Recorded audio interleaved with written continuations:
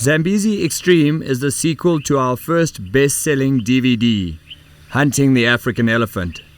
This DVD is 1 hour 35 minutes long and includes chapters dealing with problem animal elephants, man-eating crocodiles, and a chapter on extreme hunting. There are over 35 kills, including 3 elephant charges. The following hunts were all conducted during the 2006 and 2007 hunting season by Charlton McCallum safaris. The mighty Zambezi is the 4th largest river in Africa. It is 2,574 kilometers long and is the longest river in Africa that flows into the Indian Ocean. The source of the Zambezi is in Zambia. It then flows through Angola along the borders of Namibia, Botswana, Zambia, and Zimbabwe. It is through Zimbabwe and the Great Zambezi Valley that a lot of these great hunting scenes were captured. From Zimbabwe, it then enters into Mozambique, flowing into the Indian Ocean. The river's most spectacular feature is one of the wonders of the world, the Victoria Falls, or known locally by the Shona people as Musiatunya, the smoke that thunders. The first European to set eyes on the largest falls in the world was the explorer Dr. David Livingstone. From Victoria Falls, which is considered the boundary between the upper and the middle Zambezi, the river gently flows for about 200 kilometers before entering Lake Kariba. Lake Kariba was built in 1959 and is over 300 kilometers long, averaging over 20 kilometers wide, and is one of the largest man-made lakes in the world. The beautiful lake shores and surrounding areas are host to abundant wildlife. There is the rugged national park called Matusadona, and there are numerous safari and communal hunting areas. Safari areas are specifically set aside for wildlife and sport hunting. These areas are run by national parks and have no local villagers living in them.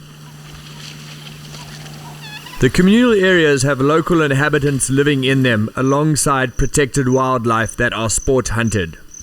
In these areas, there are the inevitable conflict between man and animal. The villagers are subsistence farmers and during the reaping season have repeated problems with the animals raiding their crops. Elephants in particular are a major problem. It is during this season that PAC or problem animal control hunts are conducted for the benefit of the locals. Below the dam wall, which is considered the boundary between the middle and the lower Zambezi, the river flows through the Zambezi Valley hunting areas as well as Manapools National Park. The lower Zambezi hunting areas are Reefer, Nyakasanga, Sapi, Chiwori North and Dandi. Bordering these river areas are Makuti and Chiwori South. This vast unfenced block of wild Africa offers some of the finest quality dangerous game hunting available today. While the Zambezi Valley safari areas are probably most famous for its vast numbers of buffalo, the valley has numerous other animals. The elephant population has steadily increased to almost unmanageable numbers, while predator numbers are very healthy and with many areas boasting a 100% success rate on the elusive leopard. After flowing through the Mapata Gorge and past the beautiful red cliffs in Dandi, the river takes a sharp bend. It is here that the Luangwa River joins the Zambezi and is the start of the lower Zambezi section.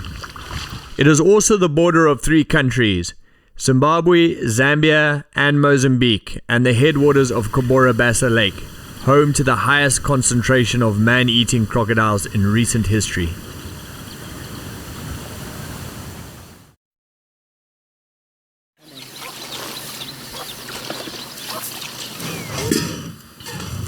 The average Zimbabwean living in communal lands lives well below the poverty line of $1 a day.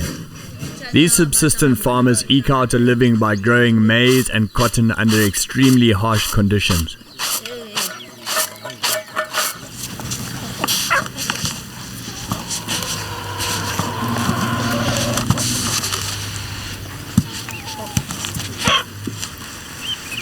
These areas were originally set aside as hunting areas because the soils were so unfertile, and as a result they are faced with a constant task of protecting their crops from raiding baboons and mainly elephants. In a single evening, an elephant bull can level a crop that was supposed to feed a family for a year. From February through to April, as the crops ripen, the elephant raids become almost nightly. National parks and council scouts are often called in to eliminate PAC elephants, and with a few exceptions, the scouts are unqualified for the job at hand, which often results in a wounded elephant. As a result of this, in some communal areas in Zimbabwe, the operators have been given the right to manage their own PAC. A PAC hunt is normally a 7-day hunt which involves following a bull from the field that it raided the previous night and eliminating that particular animal. It is a classical hunt and has all the same qualities of a trophy bull hunt with the exception of a large set of tusks. These hunts are strictly non-export hunts. The ivory and skins are sold by national parks, and the money generated from them, combined with a large percent of the daily rate and trophy fee, goes directly to the community. The money is used for improving the basic living conditions of the locals in that area, be it in sinking wells, building schools and clinics, etc. The meat is distributed in what can only be described as an African manner, and is one of the only sources of protein for a protein-starved community. PAC is a volatile subject as it is open to abuse.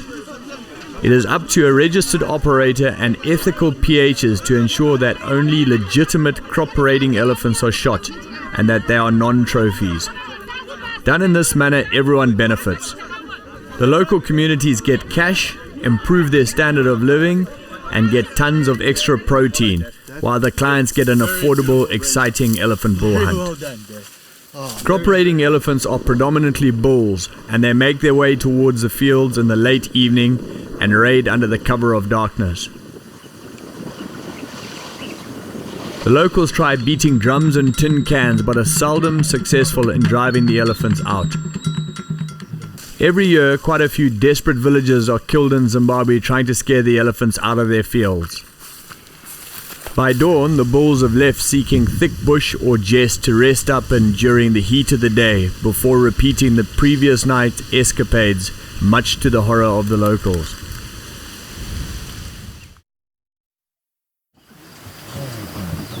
A PAC hunt involves getting to the fields first thing in the morning and finding where the bulls raided, and then tracking them from the fields. The following hunters you're about to see hunted PAC bulls with me, and in their own way, apart from fulfilling their dreams of hunting an elephant, they help to improve the standard of living of hundreds of poor Zimbabweans.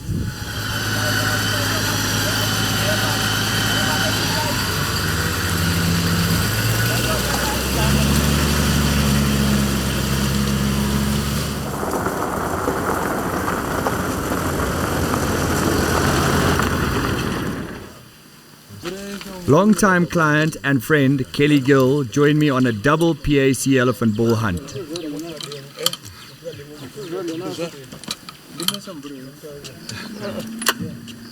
Gotcha. Kelly is one bull that's come out of the fields in the lower valley here.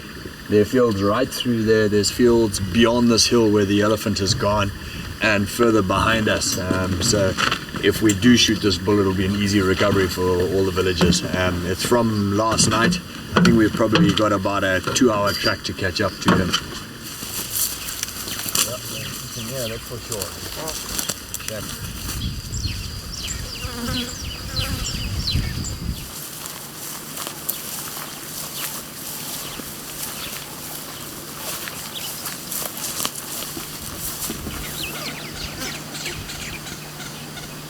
I got a 45. It's a little bit soft, but not an incredible buffalo.